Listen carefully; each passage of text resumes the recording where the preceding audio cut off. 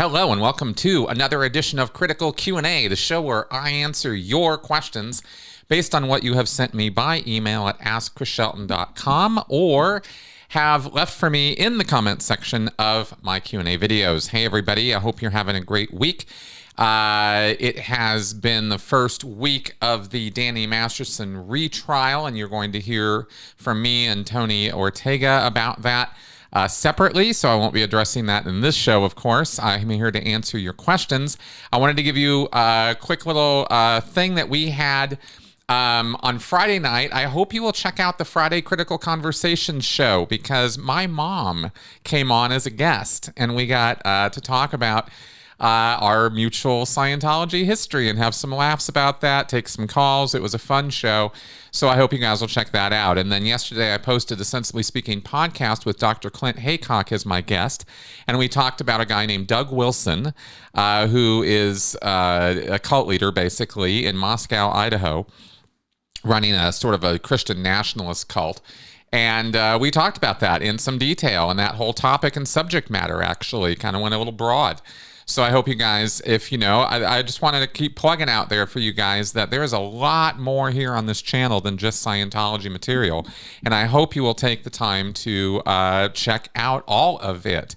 There's very, very interesting content that relates to all the things that we use Scientology as a case study for. Well, we've got lots of other examples in the world where we can apply that sort of information and understand things better. And that's always been my whole effort with this, is not just focus on the dirty deeds of one group, but really talk about what we can all learn from this material and maybe, you know, help live better lives ourselves. I don't know. Anyway, at least not fall prey to predators and coercive control.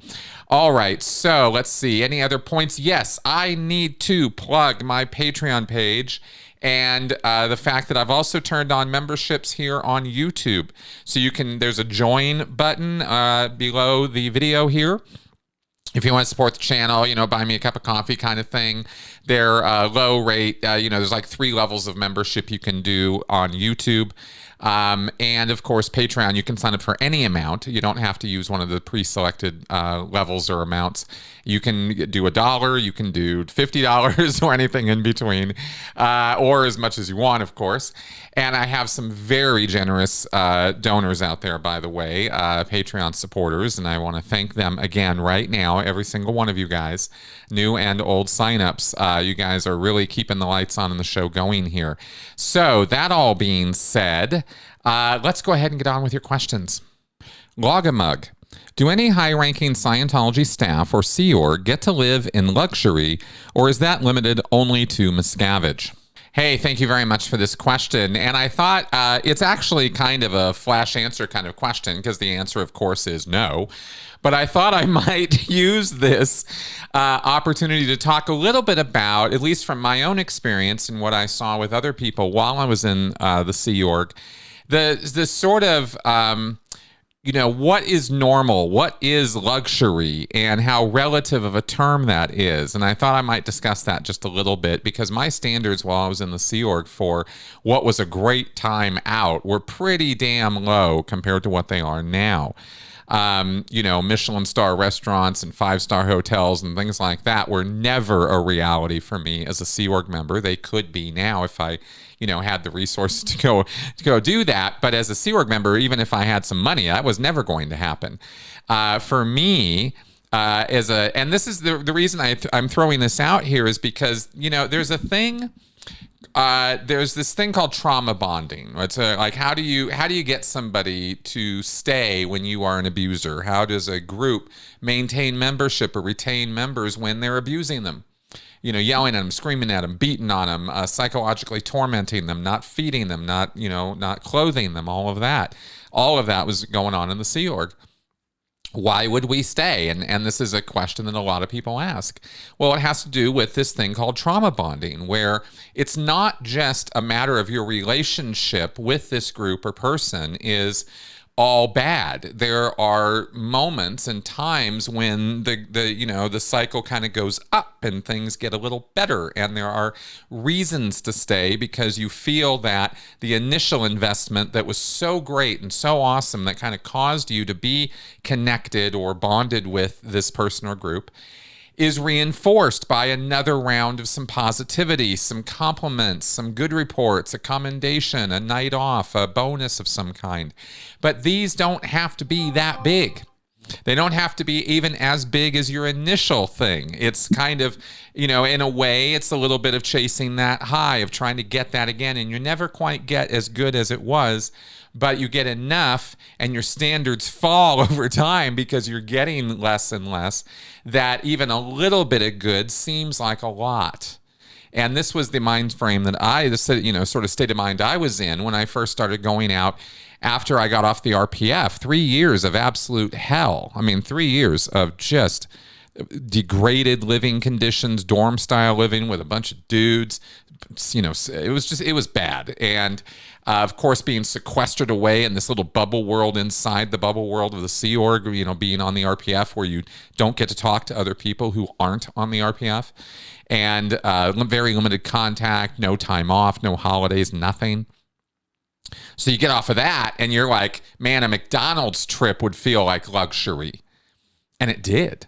Because that was the first thing I did when I got off the RPF. I was like, I want some food, and I think I went over to the Wendy's or something. But, and that was to me like, oh, that was as high as I could dream, And I've commented before about how when I was in the Sea Org, the idea, I would literally fantasize about going out and having a steak dinner, and how that would be the ultimate expression to me of luxury, of fame, of fortune, of money. Is like, oh, you could have a steak dinner every night. This was kind of the way I could relate to the idea of having money. And so I guess where I'm going with this is that it wasn't really that hard to buy me off, in terms of I finished this RPF program, and then I went over to Bridge for a while, but I kind of bucked and got out on recruitment tours where I was going out and doing recruitment for about a year. And that meant I got to get the hell off the base because I was sick of being in Pac Base. I knew every corner of Pac Base intimately, cleaned it, renovated it, worked on it, like everything from the bottom to the top.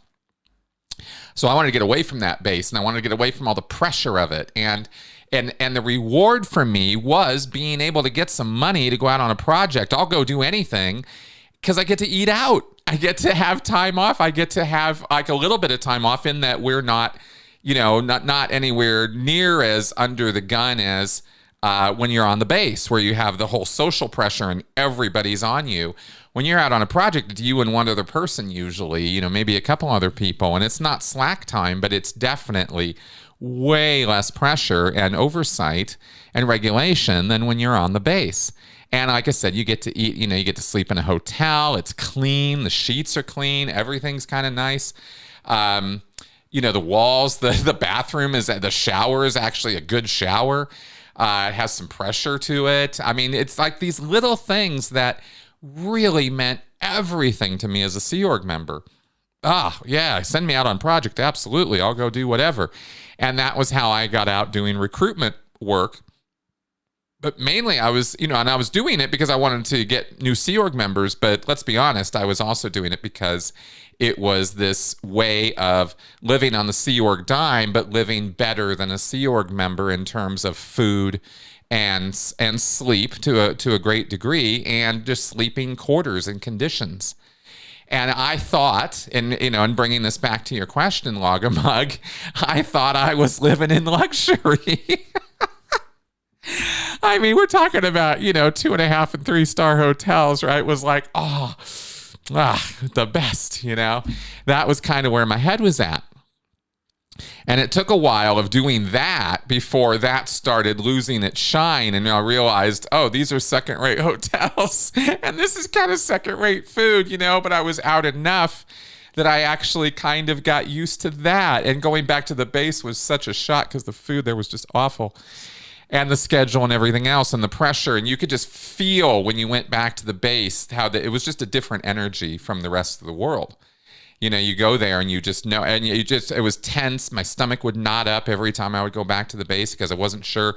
You know, it was almost like feeling like I was going into a labyrinth of monsters and they could jump out of corners at any moment and like, ah! And, you know, it'd be some emergency, some problem, some situation, some fuck up I did, something I was going to get in trouble for. I was constantly on edge when I was on the base. And when I was out at the orgs and I was out getting recoveries or recruits, people loved me and it was great. And there wasn't all this pressure and it was a very different kind of environment.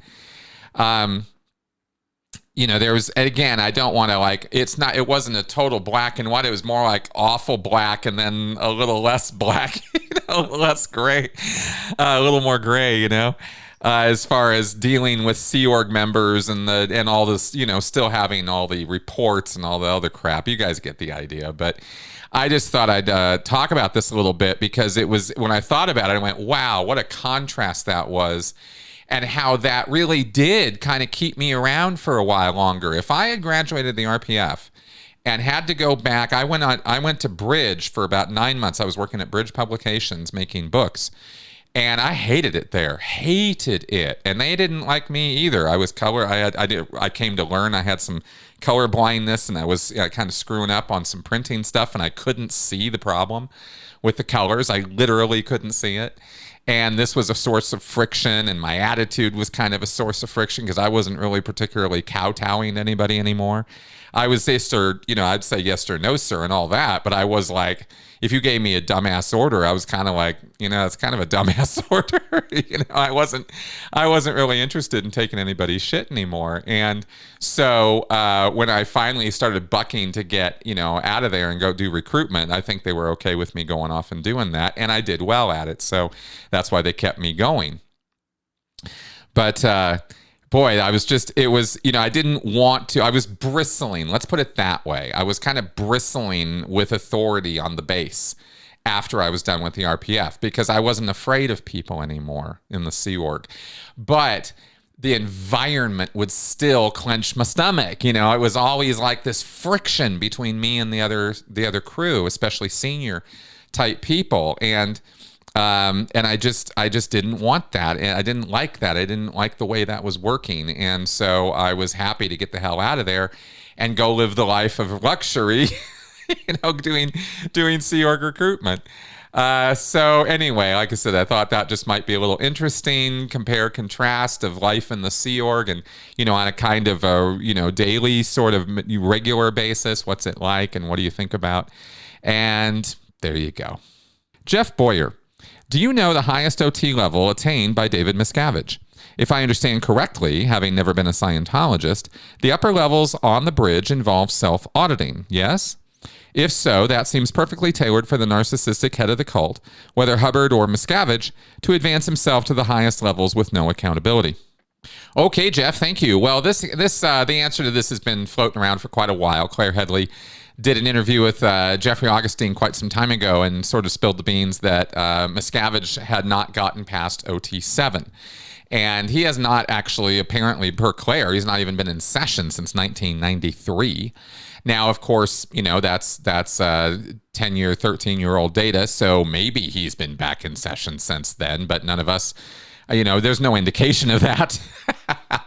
And everybody in Scientology, and I think I've answered this question before as well, and everybody in Scientology pretty much assumes Miscavige is OT8.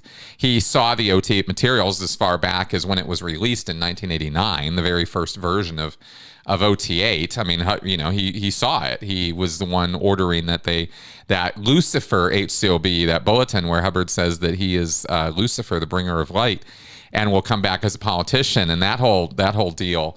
That was the bulletin that was removed from the original version of OT8, and David Miscavige is the one who ordered that. As far as we know, I can't imagine anybody else could have the authority to do such a thing. So that's kind of putting two and two together a little bit there, but it speaks to the assumption that Oh, he's OT8. Of course. Of course he is. He's David Miscavige. He's the head. He's the ecclesiastical leader of this religious movement. Of course he's at the very top of the pyramid in all ways, even though he's not. He's barely trained auditor. He's he's OT7, I suppose, or was auditing on OT7. And and kind of, I imagine, like Hubbard, the body thetan concept, if he even believes in it, and I really don't think he's much of a true believer anymore. I don't think he goes in session because I don't think he really believes in Scientology. But that's contentious. There are indications that maybe he really does believe in Scientology still, and he really does believe in thetans and thetan influence, and therefore body thetans, and therefore he does kind of feel like in some level maybe he needs to get back in session. But I just don't see it. I don't see a diehard true believer in that guy. I see somebody who's off on his own course, doing his own thing, and very, very much on that road of doing whatever the hell he wants to do, not what Hubbard would have expected him to do. He went off, he took that right, to Albuquerque over a decade ago. Okay, so then in terms of, it seems perfectly tailored for the narcissistic head of the cult. Well, you guys might have seen, a couple months ago, I did a show about Tom Cruise and OT levels as on my Critical Conversation show, and talked deeply about how the OT levels, and especially OT levels 5, 6, and 7, will really create narcissism in a person.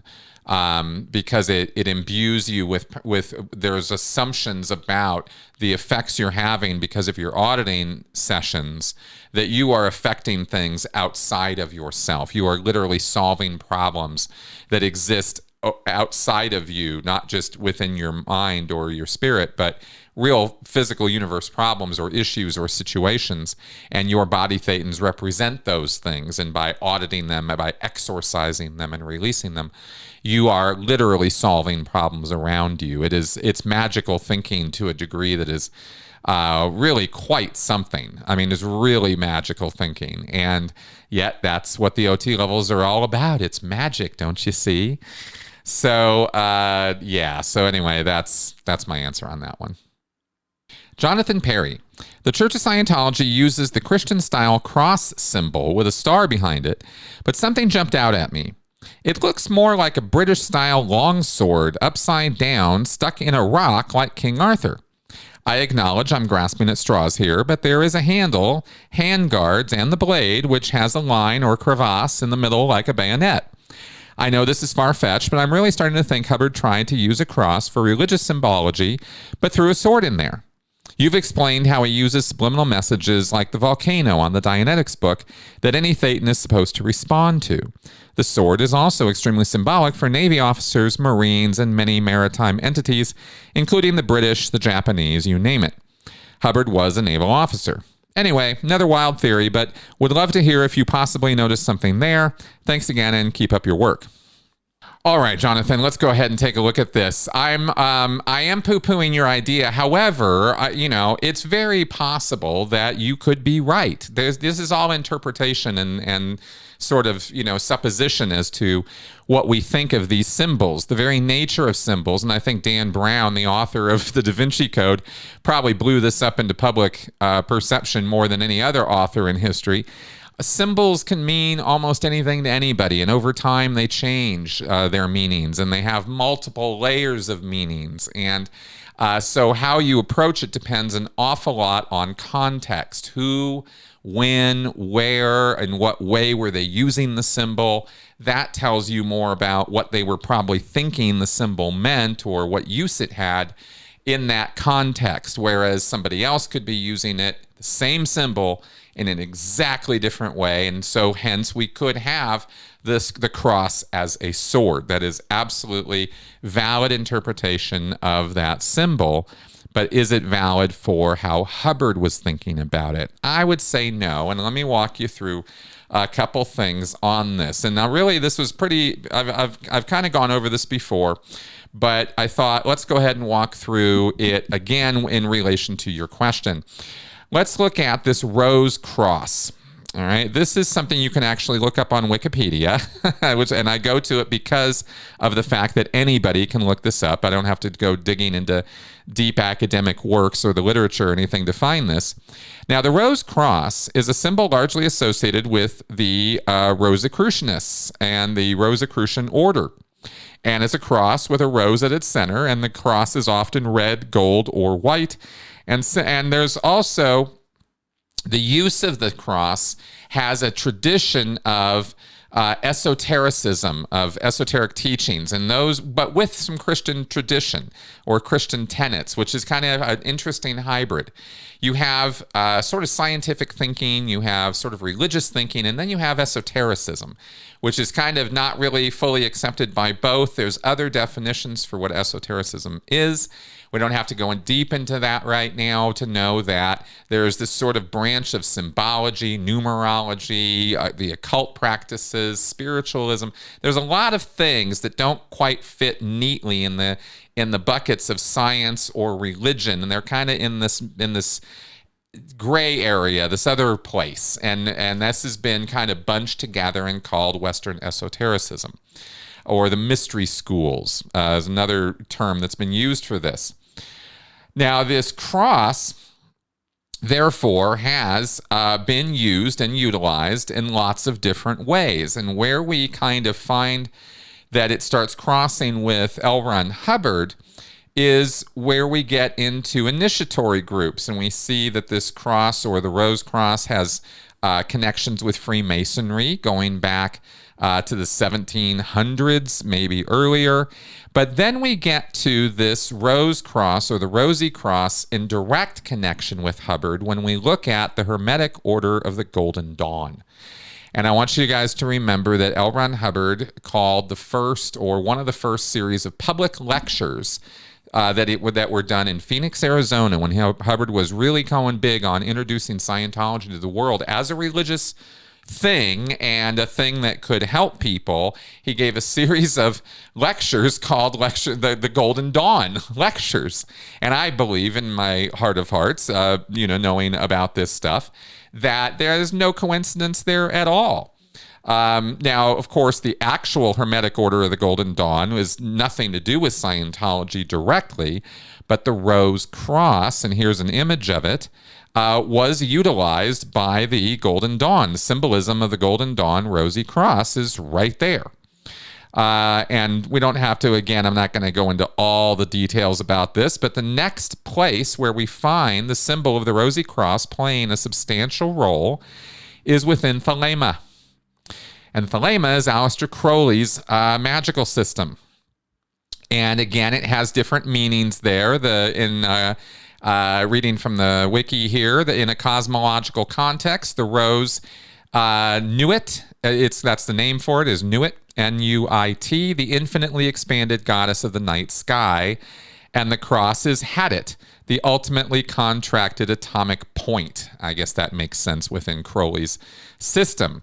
It was the job of the adept to identify with the appropriate symbol so as to experience the mystical conjunction of opposites, which leads to attainment.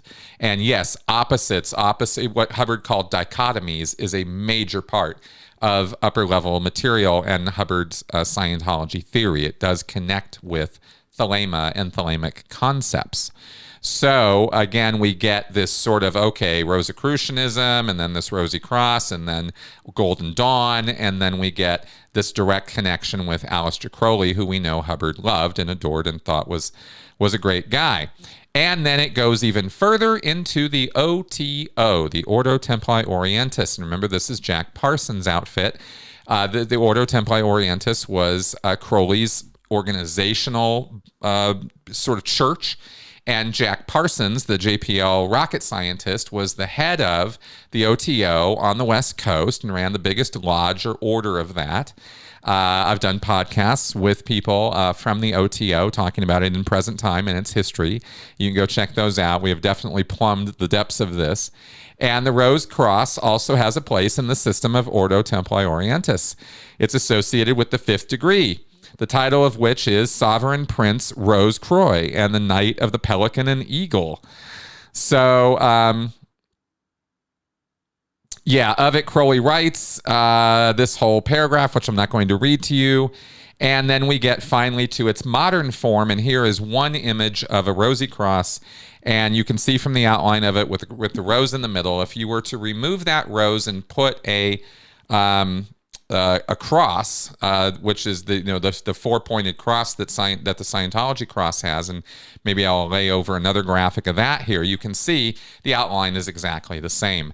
The cross looks to me clearly to have origin in the rose cross. So that's why I put those things together, is because the dots connect much more easily than having to think, well, let's see, Navy, naval connection, sword, sure.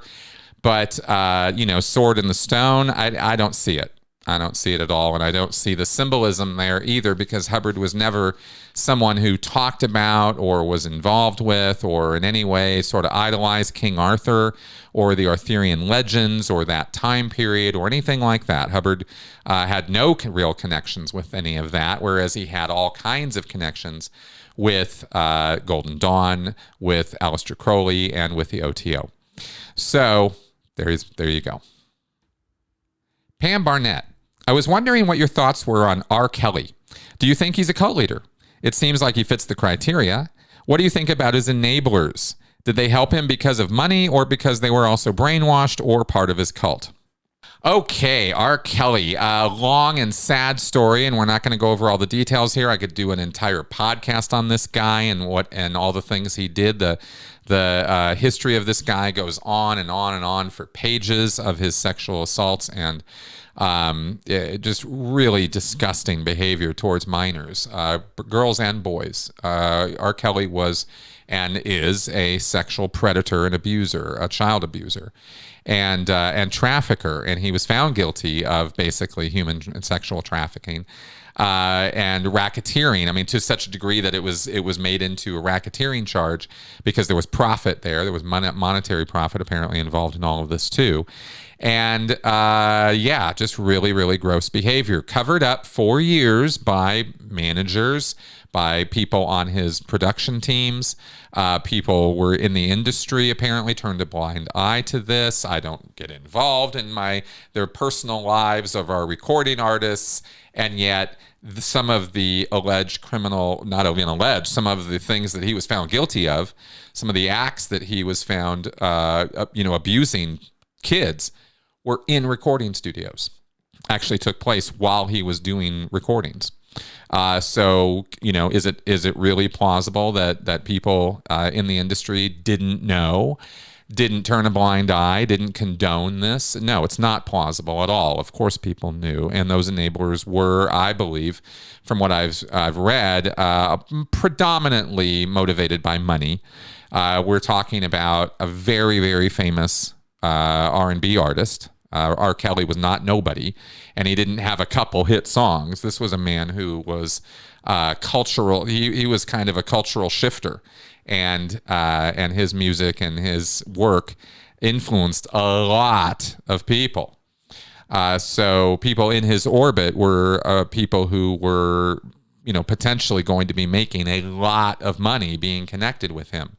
And it is sick and sad and tragic how people in those kinds of rarefied air of big, big money will condone some of the most heinous, disgusting, human rights and sexual rights violations that you can imagine. And it happens, and we know about it. We know about it with Jeffrey Epstein. We know about it with others. And we don't have to go into deep, weird, deep state conspiracy theories to know that, people can be awful to each other. And celebrities, with the amount of power and entitlement that they get because of the money and fame they get, can let that go to their head. And R. Kelly did from a very early time. The man was apparently a serial predator for most of his life. And apparently he was preyed upon as a child as well. Not that excuses any of this, but it certainly does commentary on the cyclic nature of sexual abuse and predation. So, and of course, the coercive control that goes along with this, right? This is the world of coercive control at its worst levels, is violence and sexual assault. And when the children are involved, it's there. Tragedy doesn't even begin to describe the consequences of this. So was he a cult leader? Yeah, he definitely was running his own little cult. He had undue influence over young women and men, and he used that undue influence to take advantage of these people. This went on for years. He basically held them in slavery. There were lots and lots of awful and really disgusting things connected with this too. Things we don't need to, get into all the details of. You can look it up if you're that interested.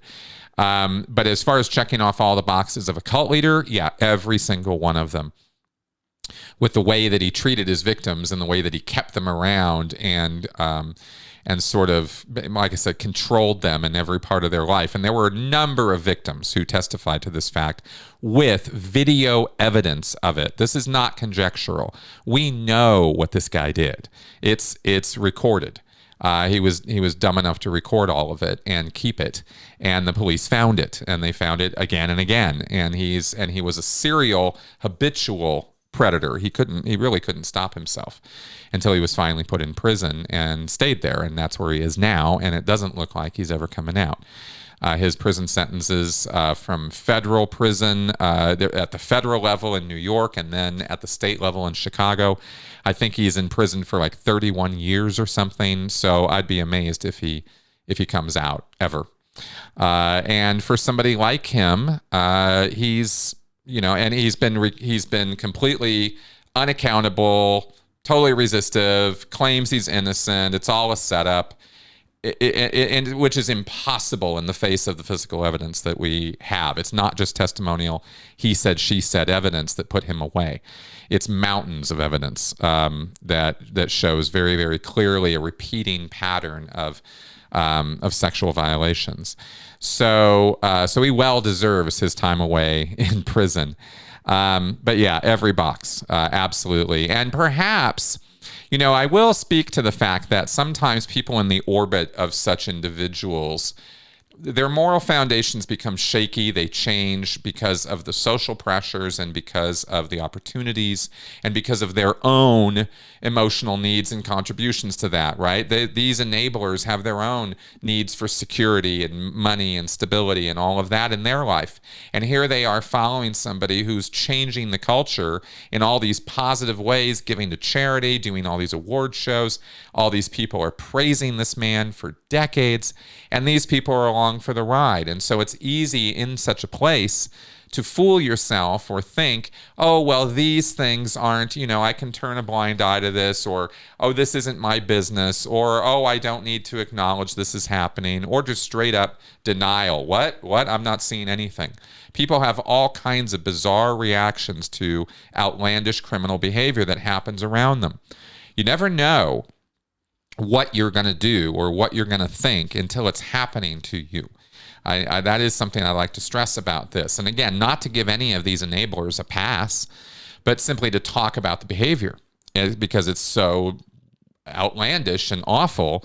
And yet, people who get into the orbit of these superstar mega influencers can become so, starstruck and be in an environment of coercion that they feel they can't, or it's somehow impossible for them to do anything but go along with what's happening. And even some of his staff, I think a few of them, were testifying in the criminal cases against him as to what he had been up to once they kind of got free and clear of it and saw what the hell was going on. I was like, oh yeah, let me tell you all about it. Again, I'm not in any way defending them. I'm not in any way justifying or rationalizing their enabling. It's not ever okay, but it's understandable how people get into situations like that and why it is that we need to teach about this stuff so that people, when they see the first red flags before these pressures are hitting them in such a way that they are feeling powerless to act, if they can see it and spot it and acknowledge it for what it is early on, no, this is wrong. I'm not agreeing with this. This is not what I'm going to be part of, and I'm out. And who knows over the years how many people just, up and vanished out of R. Kelly's vicinity because of exactly that. But it took way too long, I think over 20 years, for all of this to really hit the light and stay out there, because there was a round that happened in the early 2000s, and that all was sort of, all those charges had to be dropped on technicalities because R. Kelly, and one of the aspects of that was R. Kelly was still holding undue influence over his victims and blackmailing them into silence. And that was not allowed to happen the second time around in 2019, I believe, when the feds came in, and that was that. So anyway, there's my answer on R. Kelly. Michael Yoder. In the Descent of Man lecture, 1955, LRH talks about ownership and misownership regarding engrams. He said that ownership can cause the erasure of engrams, secondaries, and even bodies. He later said that misownership can cause restructuring of a lock and secondaries. These are new terms to me. What are secondaries and locks, and what is misownership? Michael, you haven't even read Dianetics, and you're studying 1955 lectures called The Descent of Man. You're so outgradient. You were going in such out order with all of this. You should have read Dianetics to start with, because then you would know what locks and secondaries are. Those are basic Dianetics terms. So a lock is, okay, first off, you have an engram, which is a moment of pain and unconsciousness stored in your reactive mind. And a lock is a later episode after the engram, never before. It's after the engram, because it depends on the engram, where you run into similar sets of perceptions to what you perceived in the original engram. So if you got bit by a dog in the original engram, and later on, let's say a year or two later, you're living your life, you don't have the engram anywhere in your mind, you're not thinking about it, and a dog starts barking in your vicinity, and something goes tingle, tingle inside because your reactive mind goes ding, ding, ding because of that dog barking. And that is a lock on the engram. Okay, that moment right there of the dog barking is a restimulation of the engram. A secondary is a more serious restimulation. It's a moment of pain and loss, or threat of loss, that keys in or restimulates an earlier engram, because again, the perceptions are similar, and you've got millions of billions of engrams in your past, which can be restimulated. So almost any loss or threat of loss, your grandmother dies, or you lose something important, or you get kicked out of your job, or something that threatens your survival in some significant way, and you're like, oh, and you have this painful emotion. It was also called, secondaries also used to be called painful emotion engrams.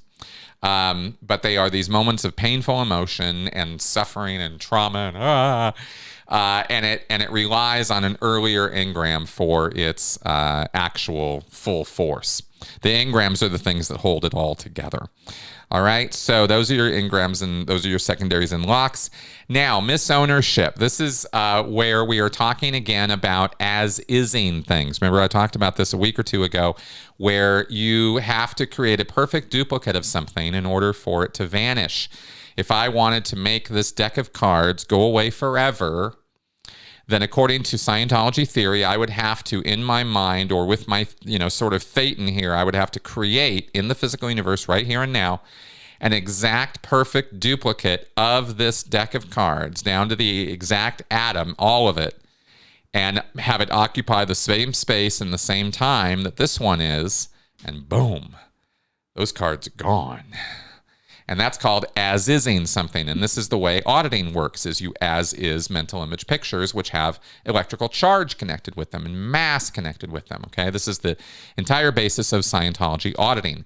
Well, ownership is one of the ways that you can alter the truth of something. So if I made a perfect duplicate of this deck of cards, right? Ding, I've created it, it's perfect, except I say you did it. I didn't create the cards, you did. I have misassigned the ownership of that deck of cards to you. I blamed you for it. And what does that do? It makes it persist. It will never, ever, ever go away. You cannot as-is it because you have misowned it. And I hope that little brief example and definition there, I hope that makes sense. It's Scientology metaphysics. It's how Scientology, it's how L. Ron Hubbard imagines that as-ising or getting rid of your past trauma. This is how it works at a sort of mechanical, spiritual level, is creating duplicates of the thing. But, you didn't create a duplicate of it because you assigned responsibility for it to someone else. And let's say, for example, that you come along and smack some guy on the back of the head, right? You've now committed an overt against this person. And they look at you and go, hey, what the hell, man? And you go, no, it was this guy over here. Because you're standing next to Joe Schmo, right? It's like, no, it was Joe who hit you, not me. And the dude gets pissed off at Joe now, right? And Joe doesn't know what's up. And Joe's like, what the hell are you talking about? Right? You're like, hey, why'd you hit me? And Joe's like, I didn't hit you. What are you talking about? Right? And you get to stand there and go, he, he, he. Well, guess what? You've now created an incident of, this overt, and you misassigned. You assigned ownership of it to Joe, to somebody else. He's the one who hit you, not me. And that's the way Hubbard says that you will get a persistence of that overt and eventually a compulsion to do it again and again and again and again, because you've misassigned ownership, right? You did not take responsibility for it. Therefore, you never as-ised it. Therefore, it never could go away. There it is. That's the deepest levels of Scientology we almost have, is as-ising things that way, or this whole ownership thing. So I hope that all makes sense to you, Michael. And there's your technical moment.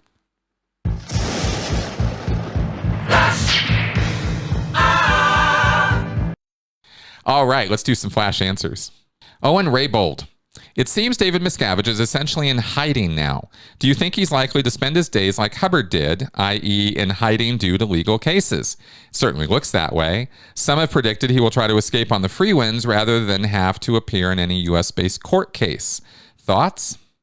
In a word, yes. David Miscavige has been in hiding for quite a while now, ever since the whole the SP Times and the whole Truth Rundown series, back when Mike and Marty and those guys came out, Tom DeVock and Amy Scobie and those people spoke to the St. Pete Times, or the Tampa Bay Times, and exposed all this stuff about the hole in San Jacinto at the Gold Base, and kind of spilled the beans on the musical chairs and all that stuff. Mark Headley and Claire, all those guys coming out and spilling the beans on all that really put Miscavige into hiding. And he never went back to Gold, or hardly ever has gone back there as far as we know. Now he pretty much is based out in Clearwater, where he is safe from process servers, as we've come to see, until the matter gets pushed and pushed and pushed, and he was finally considered served.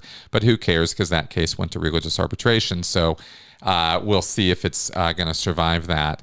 As far as David Miscavige goes, he does not feel safe in public. He's got armed security around him, hired professionals. He has the Sea Org around him. He's got people who will die for him. But he's got to stay within those confines. Otherwise, he's out in the real world where process servers could get him. He could be deposed, and he could end up in jail, and he damn well knows it. So that's pretty much Miscavige's life now. Steve Wood. I know Hubbard invented Scientology and all the OT levels, but was he OT8? And if so, did he do all the levels as he laid out for the public? And if so, who awarded him or agreed he was OT8, or did he simply just say, hey, I'm OT8, I invented it, end of story? I'd be grateful if you could shed light on this question. Okay, Steve, yeah, in a word, yes. Hubbard invented all of it. Hubbard could say he was OT gazillion if he wanted to, and people would have given that to him. He was the guy who said anything goes when it comes to Scientology, and so he's the only one who had to give himself any authority on finishing levels and things like that. Now, he claimed that he did do the levels and did do the work the same way other people did, but when it came to the OT levels, he, I think, would have said, oh, no, I was doing a lot more than what you guys have to do, because he was the one, the way he described it is he's the one mapping the course. He's the one who had to hit the rocks. He's the one who had to find all the hidden traps and everything. And so then he could lay out a path where you didn't have to. So he's the one who took all the shellacking so you could walk through it without getting harmed. And that was how he put it. So we all thought as Scientologists that Hubbard did what well above and beyond what we were going to do on the OT levels. And we were grateful for that fact. That's how we thought about it. So anyway, there you go. Sheila, as a longtime SO officer, you likely became personally familiar with the snitching and reporting culture of Scientology. No doubt you had many reports written on you, as that seems to be just how things go in that environment. What was your reaction to the first written report you ever saw about you? Oh, God, I hated getting reports on me. Hated it. Absolutely. I would get furious. I would actually get like kind of inside. Like, what? How dare this person write me up? And usually the reason I would get one of the reasons I would tell myself at least that I would get so pissed is because I'd be like, I saw you do X, Y, and Z, and I didn't write you up, you fucking asshole, right? Like, how come you're writing me up right now? And of course, usually reports were written because somebody else found out about it, and the guy who wrote the report would have gotten in trouble if he didn't write a report because somebody else found out, right? That group pressure thing, right? They were fine with it all the way up until it looked like they were going to be in trouble for what you did. So, oh no, I'm writing that guy up. And of course, tit for tat and all of that. So when I had reports written on me, and I don't remember the very first one, but I never liked it, ever. It was always a personal affront to me when somebody was writing reports on me. And often I would just sit down and write a report on them. Oh, yeah? And Hubbard talked about this. He talked about how there could be KR wars where you just start writing each other up for stuff. Because I was not the only one who experienced that kind of animosity and sort of, oh, yeah, well, I'll get back at you. And back and forth it goes. And the ethics guys were supposed to be trained to deal with this stuff and calm things down. And a couple of times that had to happen, because I would get into these KR wars with people. Not an uncommon thing in Scientology, because it's literally in the policy on how to prevent it. So there you go. All right, that is our show for this week. Thank you very much for coming around and listening to me babble on here. I always appreciate your viewership, and I will ask you again to please support me through Patreon, PayPal, Venmo, channel memberships. However you want to show me some love, I very much would appreciate it if you did. And I want to remind you that I do consulting, personal consultation. That is $100 an hour that I will charge you for that, which is next to nothing in this space, by the way. But that is advice, help, guidance in cult recovery and dealing with efforts or situations of coercive control, how to get people out of cults, how to help talk to people who are there, that kind of situation. I can help. So those all being said, thank you very much again for coming around, and I will see you next week. Bye-bye.